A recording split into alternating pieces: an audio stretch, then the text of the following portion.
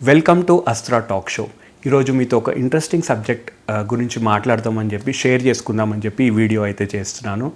ఆ సబ్జెక్ట్ వచ్చేసి animal revenge. చాలామంది biologist, zoologist and scientist animals revenge తీసుకోవు, యానిమల్స్కి రివెంజ్ అనే కాన్సెప్ట్ ఉండదు అని చెప్పి చెప్తారు.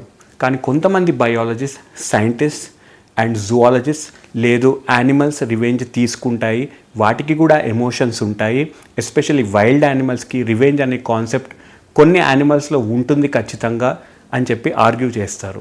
ఇది ఇప్పటికీ సైంటిఫిక్ కమ్యూనిటీస్లో ఒక పెద్ద డిస్కషన్ అయితే జరుగుతుంది, యానిమల్స్కి రివెంజ్ అనే కాన్సెప్ట్ ఉందా లేదా అని చెప్పి. కానీ 1997లో ఒక ఇన్సిడెంట్ జరిగింది. ఆ ఇన్సిడెంట్ తర్వాత చాలామంది zoologist, biologist and scientist shock అయ్యారు.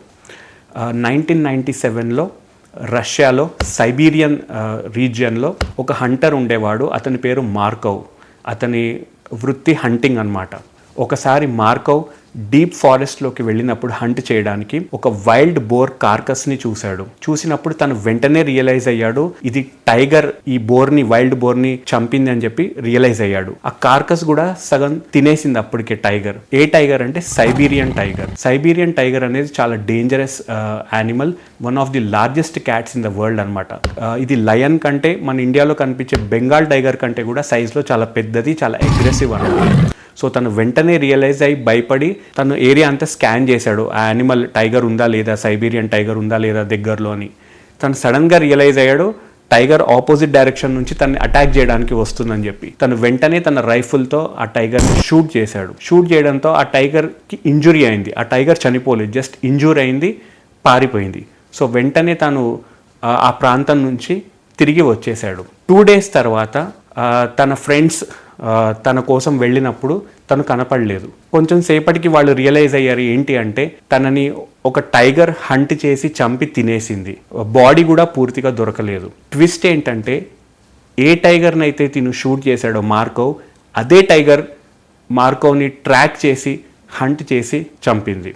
ఇంకో ట్విస్ట్ ఏంటంటే ఆ టైగర్ 11 kilometers ట్రాక్ చేసింది మార్కోవ్ని. ఎక్కడైతే ఈ వైల్డ్ బోర్ కార్కస్ ఉందో అక్కడ నుంచి తన మార్కోవ్ హంటింగ్ క్యాబిన్ 11 kilometers దూరంలో ఉంది. సో ఆ టైగర్ 11 kilometers మార్కోవ్ని ట్రాక్ చేసి వెయిట్ చేసి తను రాగానే తన మీదకి దూకి తనని చంపి తినేసింది. ఇంకొకటి ఇన్వెస్టిగేషన్లో ఏం తేలిందంటే మార్కోవ్ సెంట్ ఉన్న ప్రతి వస్తువుని టైగర్ డ్యామేజ్ చేసింది. సో దగ్గర 48 hours తనని ట్రాక్ చేసి వెయిట్ చేసి చంపింది. సో దీన్ని బట్టి చాలామంది సైంటిస్ట్, జువాలజిస్ట్ అండ్ బయాలజిస్ట్ ఏమంటారంటే ఈ సైబీరియన్ టైగర్ రివెంజ్ తీసుకోవాలని చెప్పి ఈ దాడి చేసి మార్కోవ్ని చంపిందని చెప్పి వాళ్ళు ఆర్గ్యూ చేస్తారు.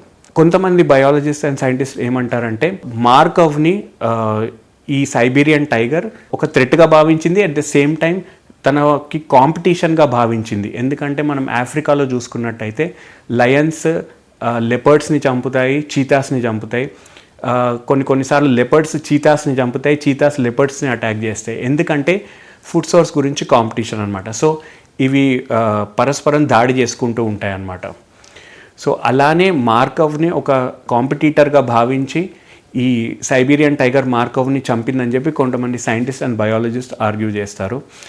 ఏదేమైనప్పటికీ ఒక టైగర్ 11 kilometers ట్రాక్ చేసి ఒక హంటర్ని చంపింది అంటే ఆ టైంలో ఇది ఒక పెద్ద సెన్సేషన్. చాలామంది మన వాళ్ళు కూడా చెప్తూ ఉంటారు పాములు కూడా పగబడతాయని. కొన్ని యానిమల్స్, ఎస్పెషల్లీ ఎలిఫెంట్స్ కూడా మెమరీ ఉంటుంది, కెమికల్ రియాక్షన్స్ అయితే వాటి మైండ్లో మెమరీ పవర్ చాలా ఉంటుంది ఎలిఫెంట్స్కి, అవి కూడా పగబడతాయని చెప్పి చాలామంది ఆర్గ్యూ చేస్తారు. సో వైల్డ్ యానిమల్స్కి రివెంజ్ అనే కాన్సెప్ట్ ఉంది అని చెప్పడానికి ఇది ఒక ఎగ్జాంపుల్గా చాలామంది బయాలజిస్ట్ అండ్ సైంటిస్ట్ చూపిస్తారు. యాజ్ ఏ హ్యూమన్ బీయింగ్స్ మన రెస్పాన్సిబిలిటీ ఏంటి అంటే వైల్డ్ లైఫ్ని ప్రొటెక్ట్ చేయాలి, ఎన్విరాన్మెంట్ని ప్రొటెక్ట్ చేయాలి. ఎప్పుడైతే human beings wildlife forest ఏరియాస్లోకి వెళ్ళడం జరుగుతుందో అప్పుడు ఇలాంటి క్లాషెస్ అనేవి వస్తాయి హ్యూమన్ బీయింగ్స్కి, యానిమల్స్కి. So we have to respect their space. At the same time మనం నేచర్కి రెస్పెక్ట్ ఇవ్వాలి. ఒక బౌండరీ అనేది ఉండాలి వైల్డ్ యానిమల్స్కి మనకి. సో వాటి ప్లేస్కి మనం వెళ్ళి డిస్టర్బ్ చేస్తే డెఫినెట్గా రియాక్షన్ అనేది ఉంటుంది.